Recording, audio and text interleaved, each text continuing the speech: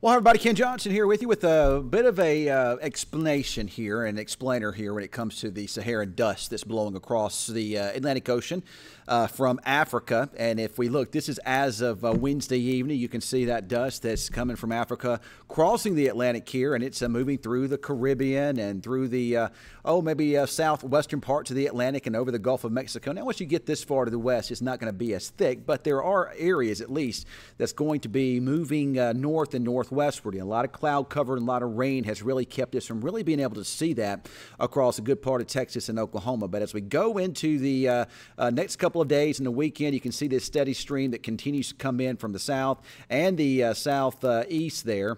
And this would be even a week from now, even into the following weekend. And this is something that basically happens every year. This is not anything out of the ordinary.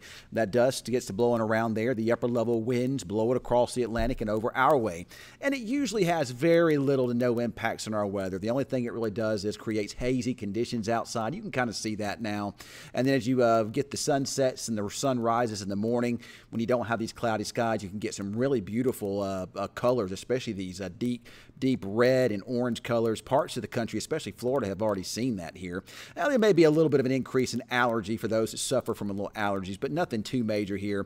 And this typically can bring with it some drier conditions throughout the atmosphere, and it can also lessen the tropical and hurricane activity for at least for a little while in the tropical Atlantic, Caribbean, and Gulf. Of course, this can change later on in the year, especially later on in the summer, as we see less of that dust and more moisture out there. And that's usually when you see an uptick in tropical activity. But again, this has very little to no impact on our weather, but it is something I wanted to take a minute to explain.